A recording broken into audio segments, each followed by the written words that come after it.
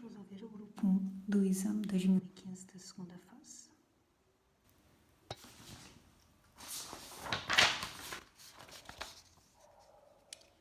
Ora, o grupo 1 começa aqui com um texto sobre o funcionamento do radar, que em exame deve ser lido. Portanto, os textos que aparecem em exame devem ser sempre lidos.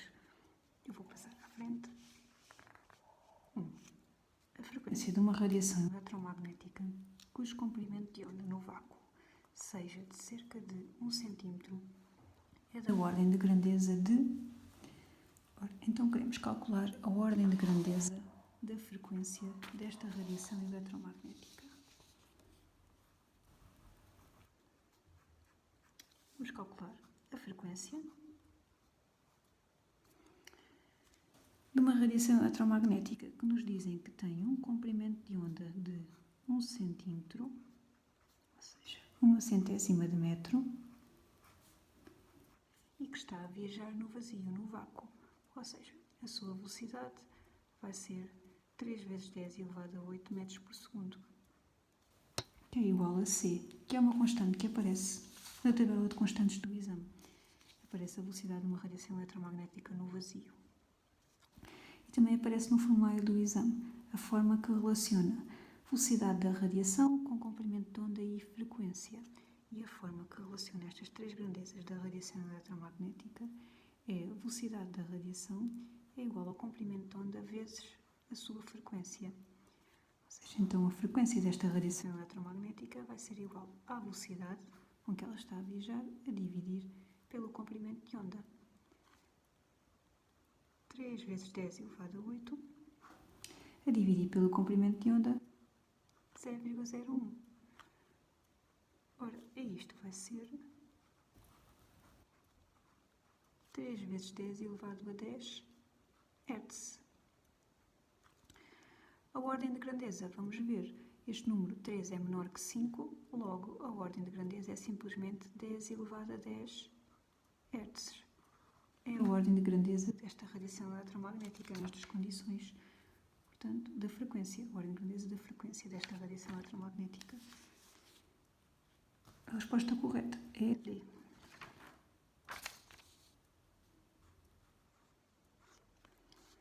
Vamos passar para o exercício 2.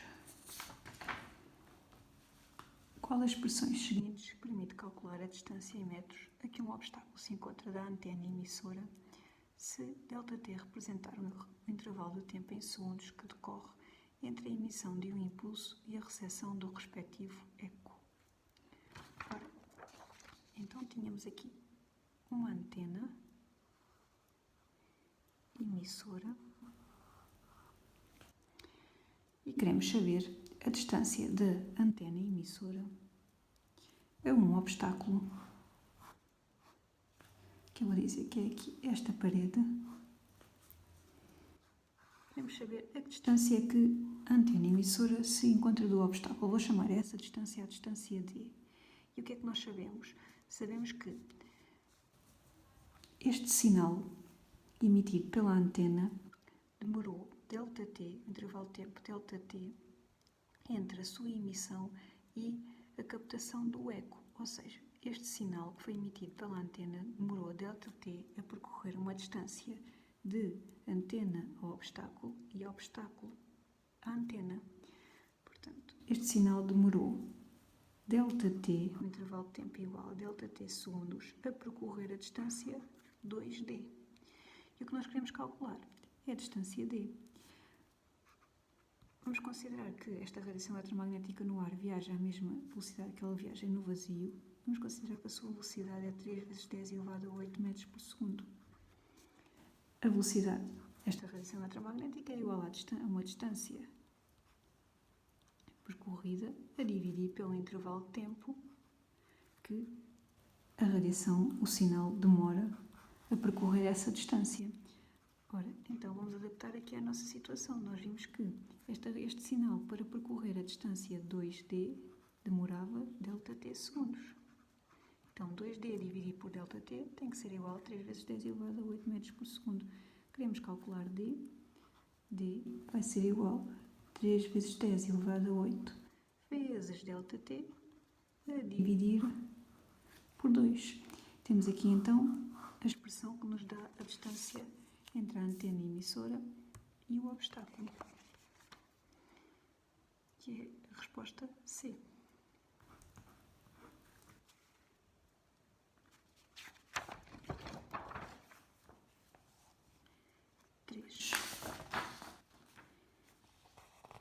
A radiação eletromagnética utilizada no radar pode ser produzida num dispositivo onde existem ímãs que originam campos magnéticos semelhantes ao campo magnético B, representado na figura 1. Qual é o esboço do gráfico que pode representar o módulo desse campo magnético em função da distância D ao polo norte do ímã que produz esse campo? Ora, então se nós olharmos aqui para as linhas de campo do campo magnético produzido entre estes dois polos deste ímã, nós podemos ver que as linhas de campo são paralelas umas às outras e são equidistantes, estão à mesma distância uma das outras, o que significa que este campo magnético gerado é um campo magnético uniforme. Se é um campo magnético uniforme, a intensidade do campo magnético é igual em qualquer ponto do campo. Portanto, a intensidade do campo magnético é igual aqui neste ponto, tal como é igual neste ponto. Portanto, qualquer que seja a distância do ponto D, a distância D do ponto em relação ao polo norte do ímã, o campo magnético tem sempre a mesma intensidade. Logo, o gráfico que traduz isso tinha que ser o gráfico B. Portanto, a distância deste ponto aumenta, a distância do polo norte aumenta, mas o campo magnético mantém sempre a mesma intensidade, porque é um campo magnético uniforme. Tinha que ser a resposta B. Vamos passar para a questão 4. A figura 2 representa um feixe de uma radiação eletromagnética monocromática que se propaga na atmosfera da Terra, atravessando 3 meios ópticos diferentes, meio 1, 2 e 3. Para a radiação considerada, o índice de refração do meio 1 é inferior ou superior ao índice de refração do meio 2, sendo a velocidade de propagação dessa radiação no meio 1 inferior ou superior à sua velocidade de propagação no meio 2. Portanto, queremos comparar os índices de refração do meio 1 e do meio 2 e a velocidade de propagação da radiação no meio 1 e no meio 2.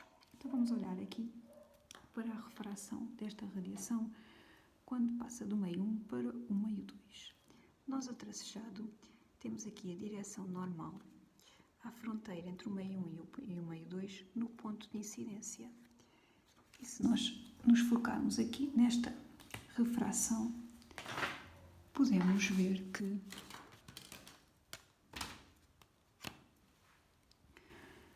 o que acontece é que esta radiação, este raio, quando passa do meio 1 para o meio 2, se não sofresse refração, continuava sempre a propagar-se na mesma direção. Mas nós podemos ver que sofreu aqui um desvio.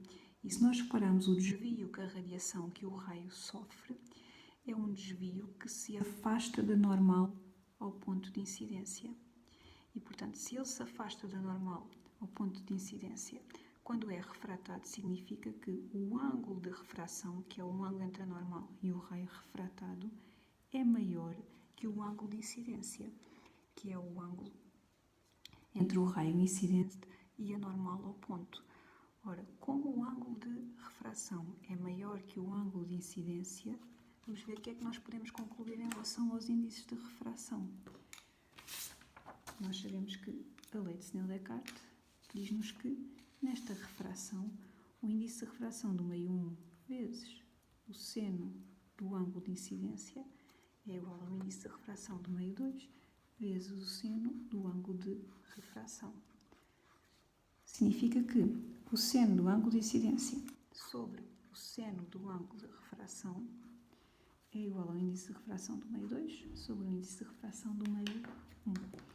Ora, nós vimos aqui que o raio refratado afastou-se da normal, o que fez com que o ângulo de refração seja maior do que o ângulo de incidência. Tanto o ângulo de refração como de incidência variam de 0 a 90 graus e, portanto, se este valor é menor do que este valor, o seno deste ângulo também vai ser menor que o seno do ângulo de refração. Portanto, este este número é menor do que este, o que significa que o quociente entre estes senos é menor que 1. Se este quociente é menor que 1, significa que este quociente também é menor do que 1. O que significa que o índice de refração do meio 2 tem que ser menor que o índice de refração do meio 1. E, portanto, já podemos responder à primeira parte da pergunta. Para a radiação considerada, o índice de refração do meio 1 é superior, este é maior do que este, é superior ao índice de refração do meio 2. Sendo a velocidade, agora vamos já ver em relação à velocidade. Nós sabemos que o índice de refração de um meio é igual à velocidade da radiação no vazio, C, a dividir pela velocidade da radiação nesse meio que estamos a considerar. C já vimos que é a constante 3 vezes 10 elevado a 8 metros por segundo. E podemos ver que, quanto maior for a velocidade de propagação da radiação, menor vai ser o índice de refração desse meio.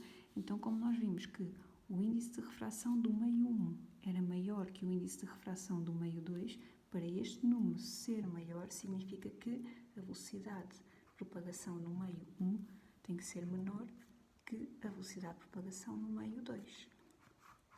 Portanto, também já temos aqui a relação entre as velocidades. A velocidade de propagação dessa radiação no meio 1 é inferior à velocidade de propagação no meio 2. Tinha que ser a opção D, a correta.